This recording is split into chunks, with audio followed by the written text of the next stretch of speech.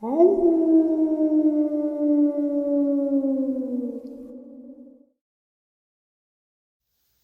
greetings and salutations, everyone. I hope everyone is doing well today. Today's upload is absolutely terrifying, just jam-packed full of terrifying information to share with you all. Let's jump into it. But before we do, a couple links.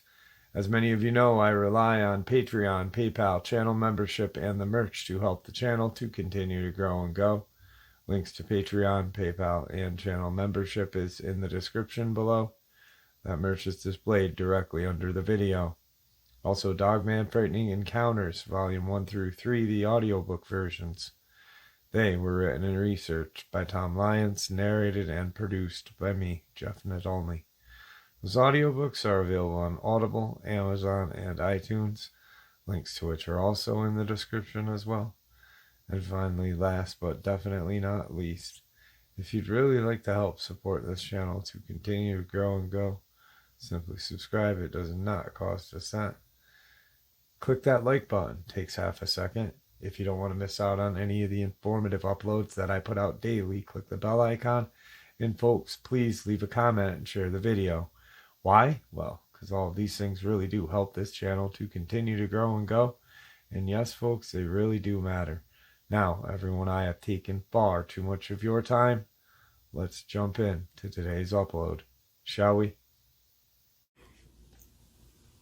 Hey folks, today's upload is going to be about an area or a state that has numerous attacks, numerous subscribers submitted accounts, and a lot of government cover-ups. Now, I don't like using the word hotspot. This channel is 7 years old. And I've been researching since 1994, probably really deep dive researching for 15 years. And then just going off on little things that I find interesting. I'll deep dive into those periodically. Tennessee. For me, Tennessee is a state like Virginia, like West Virginia, that Appalachia region that really just has a whole heck of a lot of attacks, subscriber submitted experiences, and government cover-ups. The government of Tennessee, state government, loves to manipulate the media in their favor. I really don't believe they have the public's best interest at heart. Now, I've had a subscriber, a park ranger, or someone that works for the park, not a ranger, reach out of the Cherokee National Forest, sharing a horrific experience out of that area. That was a cover-up. There was a real, honest-to-goodness cover-up going on there. Tony Aaron's Amber Miller, Cott County, Tennessee, cover-up. There was another young lady. I don't have my folder with me, but there was another young woman who was attacked in Tennessee as well by a dogman. They blamed her German Shepherd, yet there were people that were right on the location that said the dog didn't do it. There was a large creature that came out of those woods right there that attacked her. It stood bipedal, but it did attack her as a quadruped. So yeah, Tennessee to me is right there. I think it's, for some reason, Virginia, Tennessee, West Virginia, Kentucky, parts of Kentucky, but all have this real kind of multiple attacks, multiple sightings. And if what Victor said was 100%, with the Dogman / werewolf breeding program deep underground military base being in Virginia, why wouldn't Tennessee not be kind of a hot spot for these creatures? So let's get into it. I just shared a little bit of information about the government cover-ups, Tony Aarons, Amber Miller, obviously, Jimtown Road, Cott County, Tennessee, both torn apart 2 months, April to July. There was a time period from beginning of April to the end of July. Tony Aarons first, Amber Miller second. 500 feet apart, these two folks were attacked. Government used a very poor colored man as their scapegoat. And because why? Well, he had a criminal record. Yet how would he tear apart the man and woman? Two different, it makes no sense. It was just a big BS so people could eat their cereal and drink their coffee in the morning and feel safe, knowing that, this gentleman is in jail for a quarter ounce of weed and not even charged for the attacks, but he's our culprit. And then the Chilhowee forest area where a mother and the daughter were the daughter was savagely attacked and killed. Mother and son savagely attacked, but did survive. So let's get into some subscriber submitted experiences. That was a tongue twister. Say that 10 times fast. Some subscriber submitted experiences. Then we'll talk a little bit about the government lies. All right, folks. Today's first experience out of Tennessee is a subscriber that sent me this experience 5 years ago. I didn't have the ability to do interviews, so I narrated his experience. About 2 months later, he went on another show, shared his experience in an interview. And then I had the ability to do interviews after that a couple months later. He came back to the channel after I had narrated this like 4 or 5 months and shared this experience with us again. And then a couple of other things that happened in the New River region of Tennessee. So let's get into this. I'm an avid hunter. My name is Bo. I've hunted and fished all of my life. I joined the Army straight out of high school and now work 6 days a week, but enough about me. Y'all want to know what true nightmares are made of? I found out one October hunting season in New River. I had gotten up early that morning, cooked breakfast for my fiance. She loves fried eggs in the morning, and I do them exactly as she likes them, so we eat. I get my camo out of the bag from under the bed and my rifle out of the cabinet. We head out. I took my fiance TJ to work that morning. Her work is on the way to New River. When we pull in, I give her a kiss. She tells me to bring something nice back home for her, and I said I will, meaning deer. I get back in my jacked up Chevy 2500. The trip to the mountain, as always, was gorgeous. The Tennessee back roads are amazing and beautiful. So I get to my stand. It is eerily quiet that morning. At around noon, I decide to get back to the truck and grab a sandwich and a bottle of water. I eat the peanut butter and syrup sandwich TJ made me while I was getting ready. Heck, she even had time to write a note basically saying that she loved me and she was happy that we were together and happy that in a month she'd be having our little girl. And she was just being an amazing fiance. I decide to walk back to the stand. On the way back through the woods, I start getting this feeling of dread. Something is wrong. But I just brush it off, thinking it's nerves, since it's hog country. I've been chased down the road that I'm on before, but it keeps getting worse. I start getting deeper down the ridge, closer to my stand, and I hear twigs snapping and breaking. I stop. Being an experienced hunter, I notice movement in the thicket maybe 50 yards away. I notice this brown moving towards me, so I crouch down, ready my rifle, and train my rifle on the color. This thing is grunting, so I'm thinking, yeah, it's a big buck. God, was I wrong. The thing slowly walks out closer and closer, and I realize, wow, creature's massive. So I realize that it's way bigger than a deer on all fours. So I think, okay, an elk walking out? Cool. Sight to see. But I notice its head and shape is wrong. Slowly walking out, of a sudden it stops and stands up.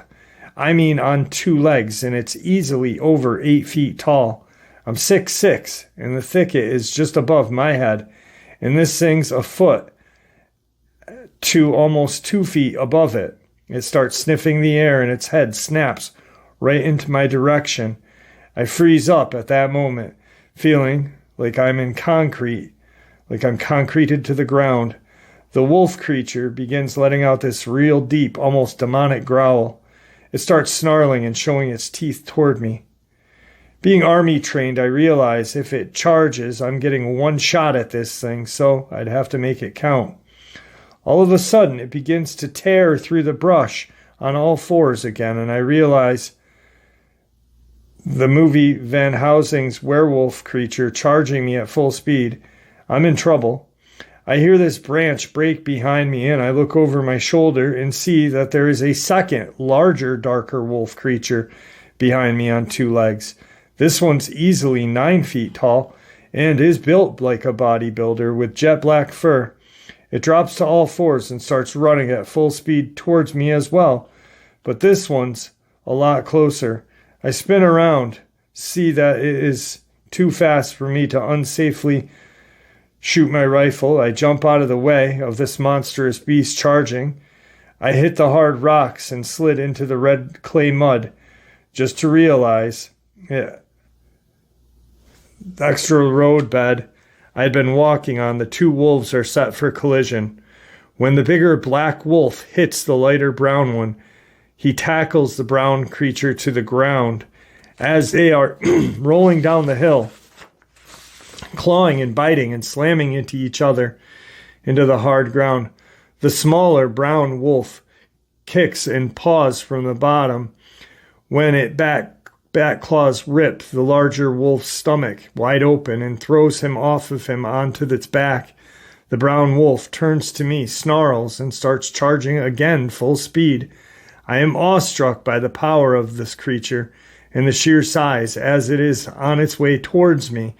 But the big black creature slams the brown one from behind, running its arms through the brown one's side, picking it up, and clamps its massive jaws on its shoulders as it throws the brown one down away from me. It lands and rolls about 10 yards and jumps,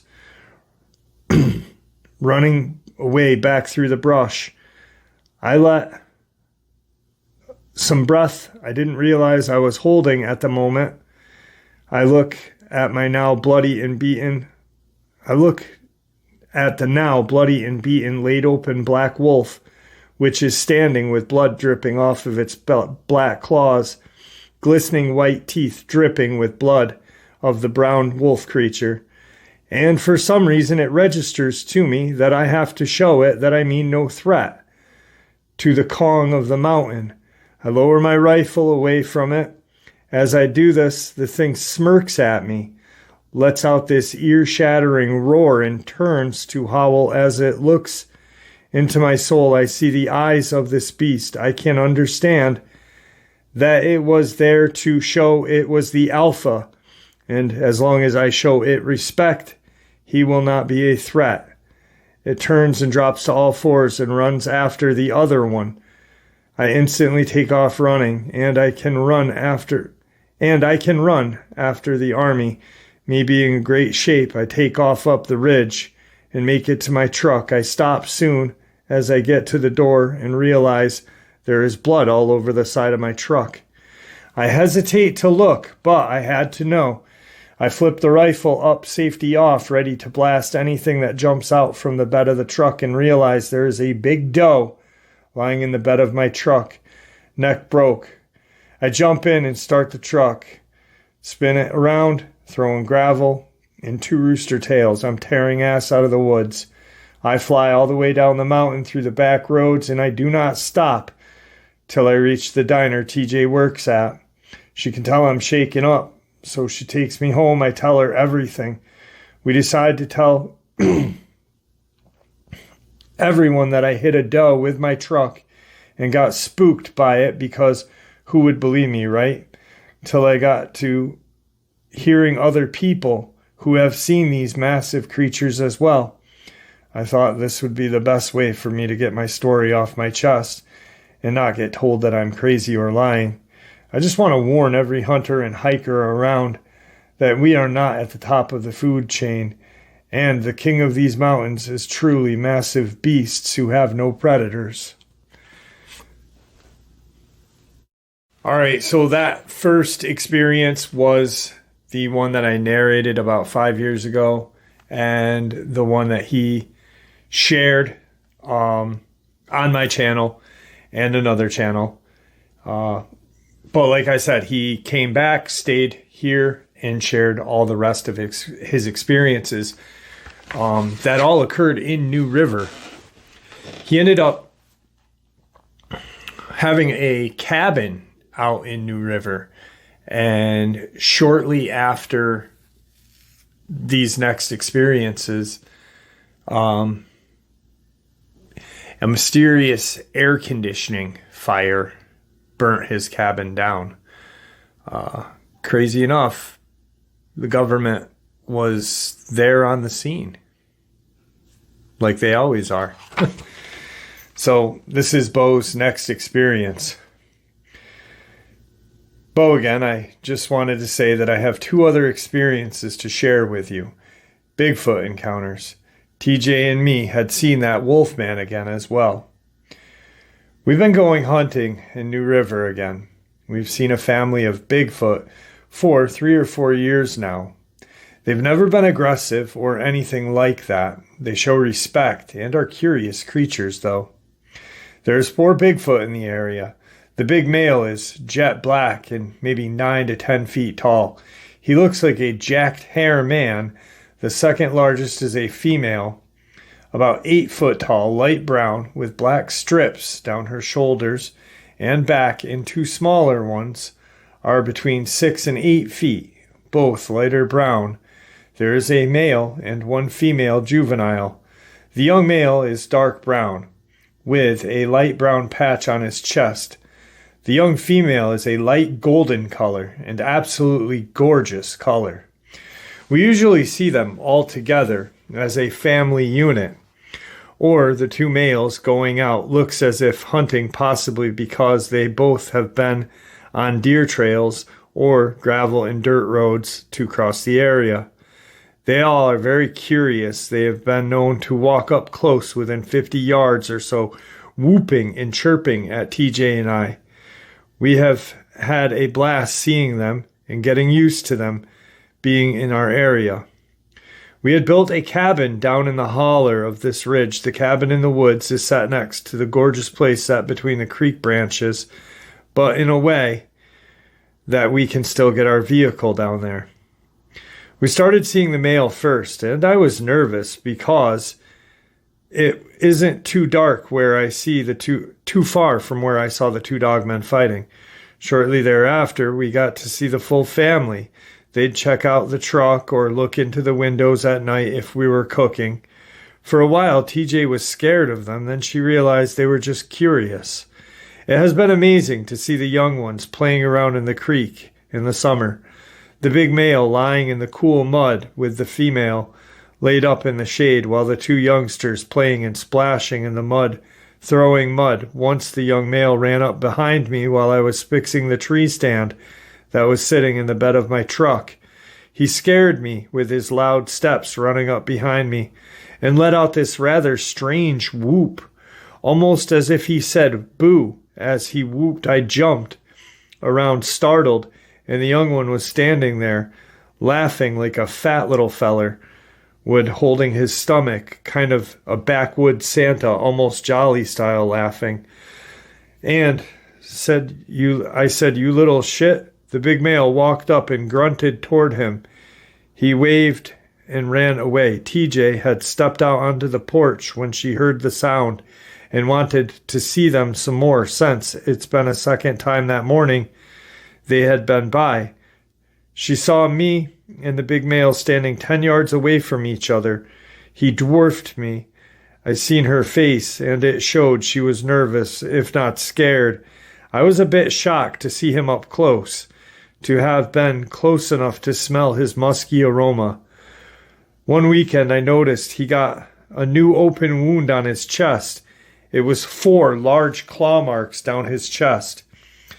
We left some fruit that was going bad out for him so he could get it a little easier and heal up, because it showed me he had protected the area this weekend. We went up again, but didn't hear them or see them anywhere. It made me worried something happened to him and the family would be in trouble. So I kept looking for them that Friday night, not seeing them at all. The next morning, TJ got up and made breakfast as we went hunting up the ridge a ways and had a good day together. We have always been side by side. Her love of hunting just made her so much more attractive to me. I honestly am the luckiest man in the world to have her. Saturday evening, we get back down to camp, and we noticed something had been through the leaves all around camp. It gave us a bit of hope that they were okay. We had then gotten ready for supper, started cooking. As the sun started to set in New River, it gets pitch black, dark in a few minutes. TJ stepped out onto the porch to go and grab me a bottle of Jack Daniels out of the truck, and I heard the door open on the truck. In a few minutes, I heard it slam as she came running through the door. I dropped everything and hurried to make sure she was okay. She was standing there saying that she thought our big male neighbor was coming up the creek bed towards us. She decided to turn the camp stone down so we can step outside and watch him approach. So as we are standing there, I light a cigarette and hand it over to TJ, and I light my own. I realize he is walking kind of weird and not sounding good. His normal, strong, crisp-sounding grunts are sounding a bit more deep and raspy. So, of course, I am worried and feeling sorry for the big guy. I take a bag of fruit out of the truck and walk down closer to the creek bed. We creep back up to the creek bank towards camp as the critter is coming closer. Me not knowing, I step into a hole where the young one had grabbed a clump of mud and thrown it and hit the ground. Stepped back. I stood back up quickly, trying not to spook the Bigfoot with my pain groan. TJ turned and helped me back to my feet. As she turned her back from the animal, my heart sank as I saw the deep pitch black wolf man that had won the fight before with the brown one. He starts picking up the pace towards us, and at that moment I jumped to my feet, told TJ to run, that I'd hold it off. Its massive body jumps through the creek, still at an incredible speed. I put myself between the beast and TJ. Life. I couldn't let anything happen to the love of my life. Charging him, yelling this primal roar I never heard.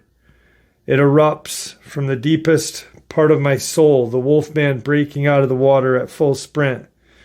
I drew out my knife. That was my granddad's during the Vietnam War. At this moment, knowing that I am going to die, as he would of course certainly destroy me, but I couldn't allow any chance of my fiancé getting hurt. I'm just going to try and cut him in the legs and stick my blade at his throat. All of a sudden, there is a roar from the top of the hill. Standing, the older female is roaring and beating her chest as the wolf stops. So do I, to see a new creature trying to enter a fight. TJ stops on a dime, and she is staring at me with tears in her eyes as I realize she has her hunting rifle from our bedroom. The wolf starts to snarl and growl. I realize I'm in trouble, but I can't let him get to her. I was close enough to look at his eyes, the way the amber light glue in the stars, like stars in the night. Just struck a chord in my mind. I'm getting into a fighting stance as he swats at me. One slash my blade towards him, missing with the slash. As he misses the second swipe, He then swings and catches me with his massive claw. I didn't get out of the way quick enough from the third swipe, but the fact I caught in the cage in the Army definitely helped on speed and agility. Even though he missed, I looked for an opening to take my shot. On impact, I got launched onto my back, knocking every breath out of me. I put my hand on the slash on my chest and ribs.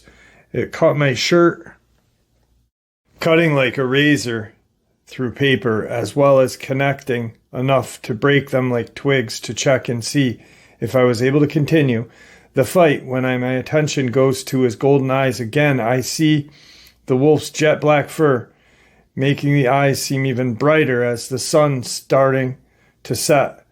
But I realize how smart he is, and I know I couldn't give up till my fiance was safe, because last I seen, she stopped, and now it's fight or flight for me.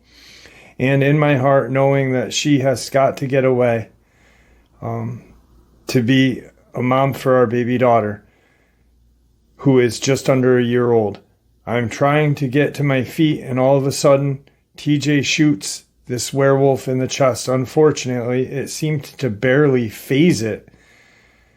TJ comes running up at me, having another gun with her, throwing it to me. We both aim, trying to hold him off of us. We realize the young female and the young male standing across the creek have now started throwing rocks at the Dogman. I started backing up slowly towards TJ and the truck as the big male burst from the thicket and cleared the creek in one jump.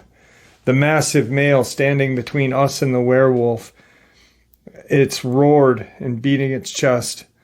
The wolf creature then stopped running again.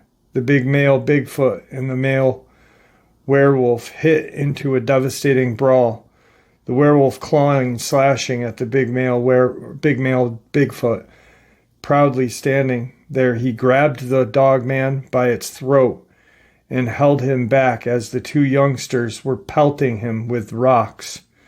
The male swings its massive arm down onto the creature's head and hits it in the mark with insane power. But the Dogman and him began punching, clawing, and biting. The Bigfoot male lands another powerful shot on its head, a hammer fist. It drops the creature to its knees as he raises an arm and strikes it again. The Dogman slashes the big male and its legs, dropping the Bigfoot. The Bigfoot collapsed. As the Bigfoot hit its knee, let out a pained bellow. The werewolf began more agile, quickly jumped on top of him. Luckily, the Bigfoot snagged the Dogman, holding him with his left arm on his throat, just off of him.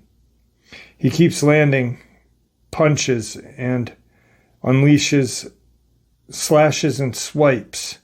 The Dogman unleashes slashes and swipes.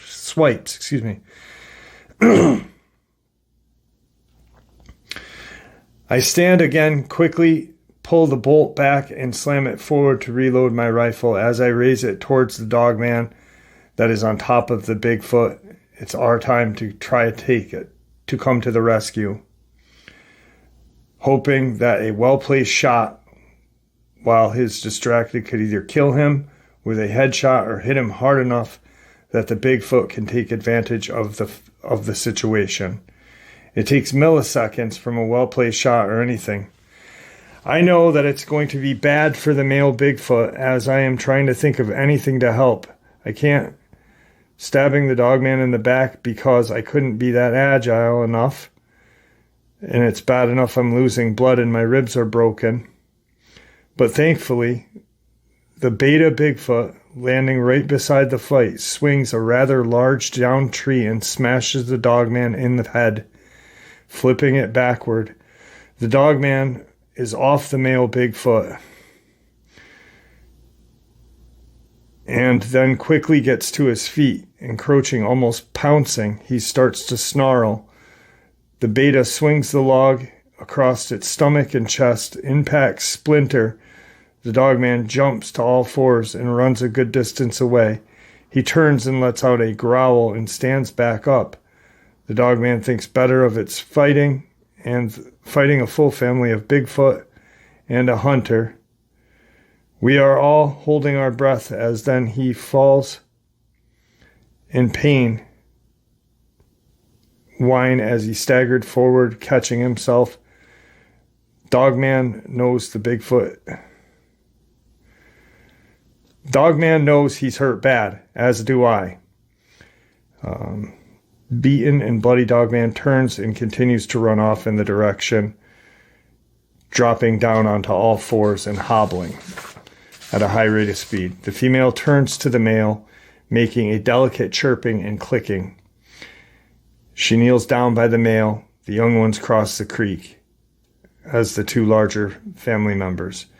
TJ moves closer to me. The big male, getting his bearings, stands up off the ground about 10 yards away from me, looks at me, and does this light chirping, clicking towards me, cocking his head like a dog would. It amazes me to see emotions toward me, showing that he knew I was hurt and cared, shows that these are beautiful, intelligent creatures. The whole family standing in front of me and TJ blocking the way from where the Dogman had run. They all let out this ear-ringing roar. The male turns and grunts at the young male. As he turns to leave, he heads over to the fruit and leftover cheeses and sausage and picks it up effortlessly, where it took me carrying it with both arms. TJ and I head back to the cabin. She checks me, wraps my broken ribs, cleans up my wounds. As we get ready to load up the truck in record time, telling her that I would have survived I couldn't survive without her and the Sasquatch family. We got to the main road. She leans over and tells me that she loved me. We get out of Dodge and the rest up and recuperate from that fight. I wanted people to know, I thought with the bottom couple lines, because people need to know that they are smart, but they are not evil cryptids. They are primal animals that are not just devils. The Bigfoot family, the male has survived, and I went to see them again, and he is okay. He actually walked up a lot closer than he would before the fight. Anyway, thanks, Jeff. So the next couple of times, that's the typed out, what I have typed out from TJ. He must have typed them out using his phone, because and he agreed, he's like, I'm not the best typist, and he's not, but he really tried to share everything with me and you guys. The last couple of times we talked were brief. The cabin, like I said, so apparently a hunter in a razor had gone missing up there in New River. He was found dead. The Dogman had killed him. Government came up looking for him, found him. TJ and Bo tried to hide the existence of this Bigfoot family, but the government ended up seeing them. Their house was burnt down mysteriously, and then the Bigfoot disappeared. The family disappeared for a while. TJ had been rebuilding the cabin. They hadn't seen it. They hadn't seen the Dogman. They believed the Dogman was killed. I think it was shot by hunters, government hunters. And that's what he feared, was the Bigfoot were shot as well. Until like a year later, mind you, this is 5 years ago. So 3 years later, or 3 years from now, he ends up seeing the younger male Bigfoot and follows him because it motions to him too. He goes into this kind of caved area where he sees the male Bigfoot. He sees the young female with this gorgeous blonde hair. And the way he described it was just like, it was this amber color in the sunshine. But he saw the female Bigfoot, the beta family member there with a baby Bigfoot. And he was so happy that the government didn't kill this Bigfoot family. And then TJ and Bo, I think they had another child. Things kind of just, I think he stopped going up there. They moved away because of the children. But it just shows that the government, once they found out, they started that fire intentionally to push Bo and TJ out of that area. They didn't want them there, because then the more people that know about these creatures, the more people that talk about these creatures, we that talk about these creatures, that's why we are made to look crazy. People who write, these books, do these TV shows, have YouTube channels, just research, just do everything. We are told that we are crazy. People immediately say, oh, if you're a Bigfooter, just like the UFO community. 10, 15 years ago, anyone that talked about UFOs was an absolute loon. Now it's the government is talking about them. So it's only a matter of time. I used to not think that, but it is only a matter of time before the government admits that at least Bigfoot exists. Claudia Ackley, a good friend of mine she was a good friend of mine. She had died mysteriously, very quickly. I talked to her. I talked to her 2 weeks before she died. And then she died. She was healthy during her lawsuits against California government, just wanting to admit that these things exist. And she just kept getting sicker and sicker and sicker. And because of Claudia Ackley, I was able to talk with Josh Gates and other people, she's missed. She was a great person. But the government doesn't want us to know about these things. And when we get too close is when they silence us, I think. I really do believe that. The next bit of information, I've shared this, but it goes to show that Tennessee is one of those hot spots, for me at least. I really believe that. So, bear kills child at Chilhowee Mountain. Just a warning for those visiting the Smokies. Be careful around bears. Attack by black bear leaves one dead. 6-year-old killed, 2 others injured in Polk County, Chilhowee Mountain. 1 child was killed. 2 family members were hospitalized after a bear attack Thursday afternoon in Chilhowee Mountain in Polk County, Tennessee, according to Cherokee National Forest spokeswoman Nina Barrow. The attack occurred at 4:20 p.m., according to Polk County dispatcher Gary Verner. 6-year-old girl was killed. 45-year-old mother, 2-year-old son mauled by a bear. They suffered a lot of puncture wounds consistent with a bear attack. The attack took place 1.5 miles from Chilhowee campground. It was off the trail on Benton Falls, where some kids had seen a bear earlier.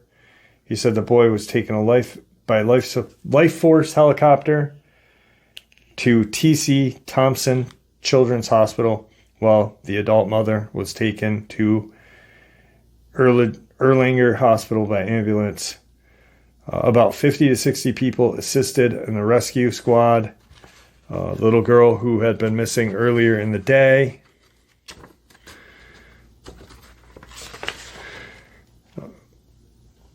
They closed the campground. They got everyone out. The search continued through the night. Bear had not been found as of 10:30 p.m.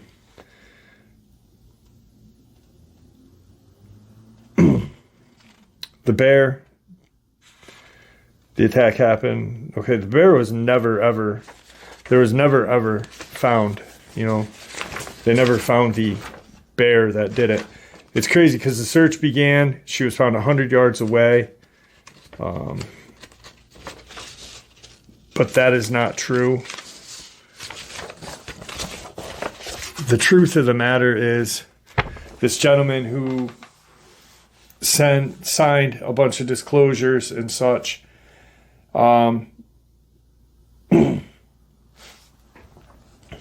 was either worked as a warden, park ranger, or something else up there. And I have to say it like that because of the NDAs that were signed. There was not 40 to 50 people. There was less than that. A lot less than that. And the little girl was not found 100 yards away. Many reports state that there were 60 to 70 volunteers. However, that is not true.